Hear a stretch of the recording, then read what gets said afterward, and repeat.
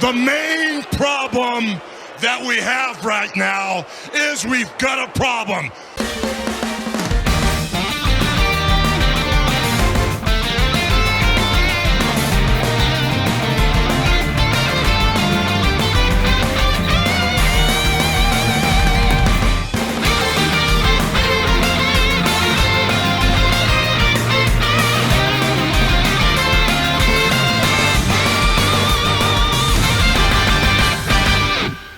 I loved how much this was very much the prototypical first episode, but it was very different. Mainly because not only with its placement in the show's order, but also the context of how kind of we got to see it, which was really cool. And it's really interesting that like Ultra now is kind of trying to play with what is really the first episode. Like literally Blazer, it was pretty much confirmed by Taguchi that like the show Blazer is just episode 0. Like it was all a build up to the actual show being the movie. That, for fuck's sake, it's been like 7 months. We still haven't gotten a fucking release date internationally. I heard that I think the US is getting like a screening of it. I think around like San Diego Comic-Con, if I'm correct, but not like an actual like international viewing outside of the US. Probably, and this is just a theory, when the Blazer Blu-ray is going to come out, because I truly believe now with Taiga being almost close to release, they absolutely, them and Mill Creek, Subaraya and Mill Creek, when I said them, pretty much came to term with a new contract, which would probably have like, for Taiga, it's the, how do we call it, New Generation Finals? I forgot how we called it. How Subaraya called Taiga's movie with pretty much every new generation Ultra, which is really fucking cool. Like it had the really cool all Ultra transformation and the debut of Ultraman Raiga, and also fucking Taro kicking his son down. Was it that or was it in the series? Probably in the movie, because I don't really remember a lot of Taiga in the show. Probably Z is going to get a release too, and that's going to have, and kind of the special thing for Z would be like the 7-Jar Fight series, because they didn't have anything else. Trigger would have episode Z, Decker is going to have like I think finale, so it feels like okay, like at least most of the Reiwa stuff is going to get some sort of a bonus content. But yeah, let's fucking, I'm sorry, I rambled too much about the home releases for shows that haven't been confirmed to have home releases. But yeah, let's talk about Ultraman Arc episode number 3. I love that we actually got to see bits of Yuma's interactions with his parents. They really felt like a truly wholesome family, and also we finally get to hear his dad, because as it was confirmed like way before the show started, his dad and Ryotaron have the same actors, so it is going to be kind of interesting how it's going to work. And as it stated in the introduction for the show, Yuma was very much affected by K-Day, with Ryotaron and Monogalas pretty much finding each other in the vicinity of Yuma and his parents. And I just loved seeing the scale of them next to those mere humans, and they just felt very small to pretty much Ryotaron and Monogalas.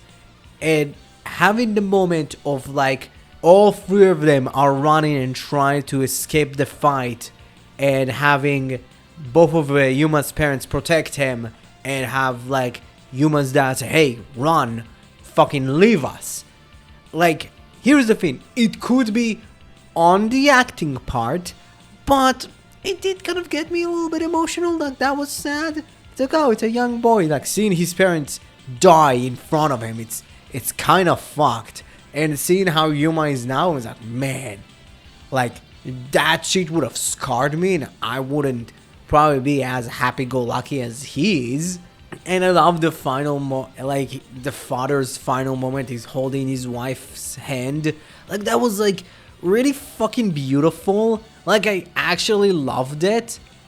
And it was like so fucking cool to see that, like, the little detail of like Yuma is actually wearing the same watch as his dad, or Yuma bought the same watch.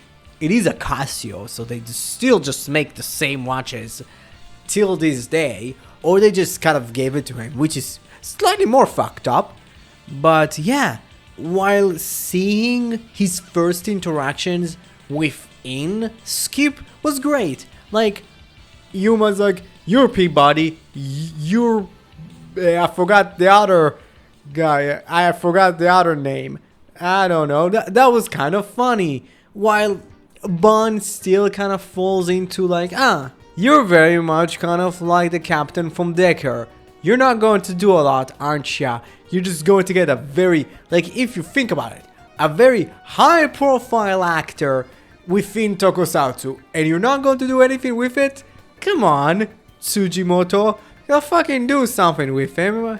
While with Rin, we actually did get something with her and Yuma sitting on a bench, and Yuma get to actually like tell her pretty much his backstory, what he did on K-Day, and it was like seriously interesting seeing her reaction. It's like, man, and like, you're doing this after what you went through? I was like, I wouldn't do this. And like, that was such an interesting little thing, a little nugget of information to just see her reaction to it. Specifically, like when Yuma told her, I was like, yeah, no one believed me. And it's like, you can kind of see that she maybe semi not believe him, but maybe she kind of understands, like, maybe he has something to say, and maybe he was that close to the vicinity of the fight. But also, it was very interesting, like, seeing her fully interact with him, and you can really see that she's way more of a senpai than anything else. She's very much like the teacher for him, when, like, you're really going to see, probably when the show is continuing on, you're going to see like a Bond as way more of a father figure to Yuma, which was great. While fuck, it's nice to have like a supportive grandma character in the show.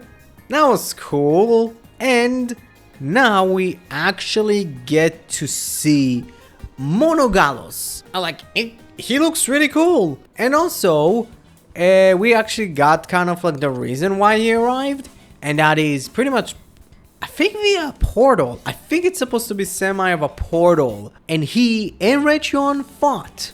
Like, literally, what happened on K-Day is Raytheon and Monogalos fighting each other, which is really interesting, because now it kind of leads to some of the same backstory as 66 Ultraman fighting Bemular, the first and the next fighting while arriving on Earth in the Ultra N fucking universe, and X and Grizzine X, which, again, really cool, nice attention to details. I do really like a cool throwback that is not like very ham-fisted. While, like, I love that Ryotaron is genuinely being a being of light. Literally, he has the silhouette of Ultraman Arc, but you can clearly see Yuma drew that character. You see that Yuma really made Ultraman Arc the way he looks, which is cool.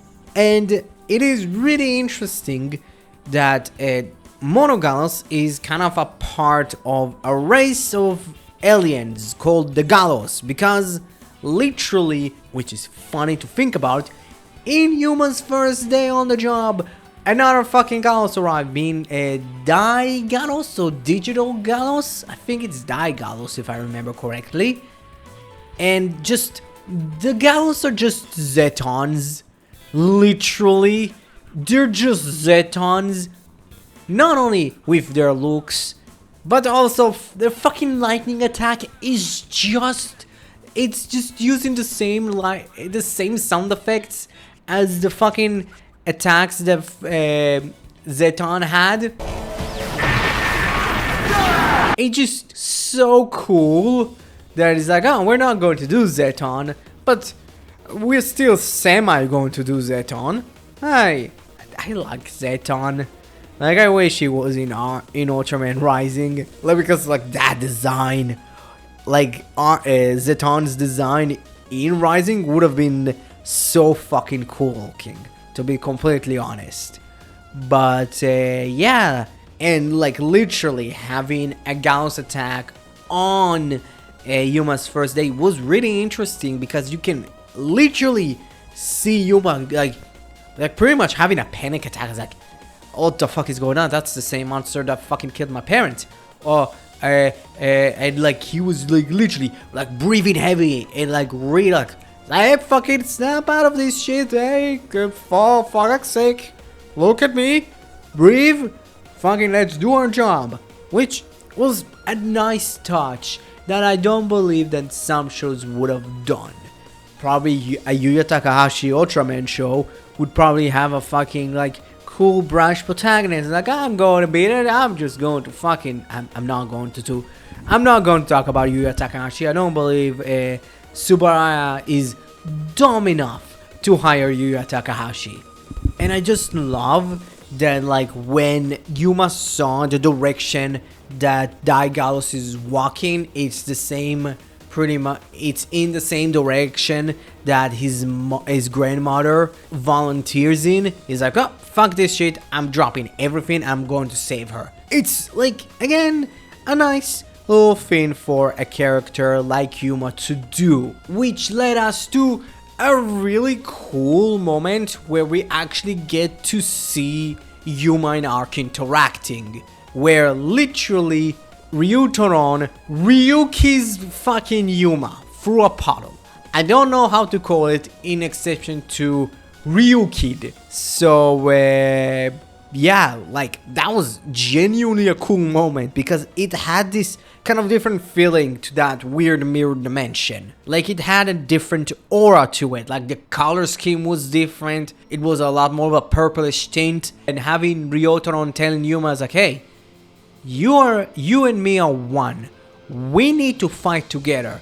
It's very much kind of like implying that after Ryutoron killed Monogalos, its horn kind of started sliding towards Yuma's direction, and it probably like knocked him out or ran him over. Not enough to absolutely dismantle his body, but enough to maybe injure him enough for Ryutoron to pretty much get inside him and pretty much have the ultra host type of thing of like, hey, me and you are one, we need to fight. And he gives them the Arc Riser and the Arc Cube, and they fight. And that fight was fucking cool. Again, Daigalos, pretty much, practically, probably all of the Galoses are fucking Zetons, which is going to be cool. Like moving forward, how it's going to work and how much the Galoses are going to be, how close they're going to be to a Zeton. Because like from the sound effect, lightning attack, to the fucking shields, for fuck's sake. Like the shield is literally Zeton's shield. This is how he blocks attacks too. And just, I love that the fight really shows this is literally Yuma's first fight as an Ultra. So you can clearly see he's very much incompetent, but at the same time it still shows that Yuma can use his imagination, and that's kind of like the thing that gets him over as an Ultra. And then like, oh, he's something like there is something really special about him, and it's not, oh, he was born with it. It's just like, hey, you're still a kid, in heart at least, so fucking use your imagination and like teach 66 men that, hey, you can fucking curve your beam. Which, hey, probably Shinayana is taking notes. He's like, you can do that? Oh my fucking god. Okay, that's cool. But yeah, like that fight was cool. Like it was shot beautifully, and it still kind of got over like the Gallos and how strong they are as a species. Because fuck, like literally after that fight, I think it was supposed to be like Ryotoron and Yuma kind of were very strained, so they kind of separated, which was cool. And it was, in the end, like I love the way that the episode ended with like Yuma coming in, like trying to see if his grandmother is okay, and he checked her, like, oh, you're okay, oh great.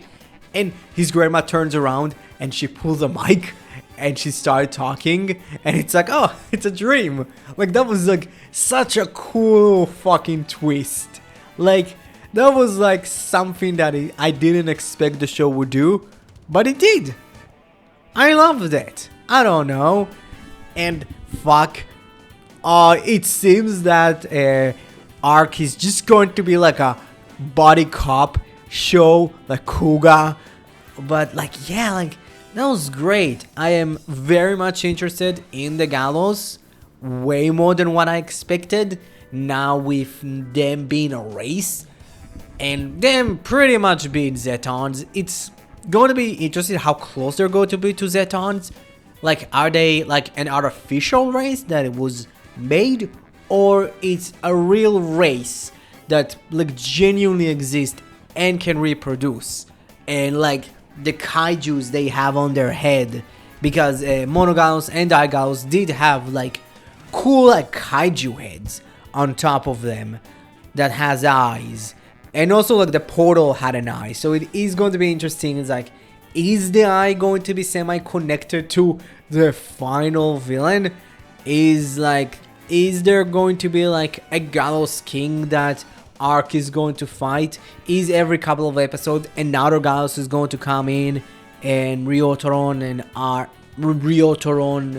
and Yuma being Arc are going to try to fight it, defeat it, but they're slowly and slowly getting better and better until the strongest of the Gallos is going to arrive and try to destroy Earth. We still don't know what was the reason for this Gallos to arrive to Earth. It could be literally like that Gallos understood that Ryotoron is on Earth inside of Yuma. He knew about it. He didn't know where Ryotoron was, but he knew that he needed to start attacking the city to bring in Ryotoron. Again, it's going to be kind of interesting if the Gallos are going to be pretty much a living creatures, or they're going to be something that is artificial and we're just going to get an alien Zetons out of nowhere, which also could be cool. But yeah, like, I don't care. This episode gets a fucking S+. I fucking loved it. So, what you thought about Ultraman Arc episode 3? Comment below, let me know. Thank you very much for watching the video. Subscribe to my channel. If you already didn't, please make and help the subscribe button become a subscribed button. And don't forget, only you can prevent forest fires. Thank you very much and have a great rest of your day. Bye bye.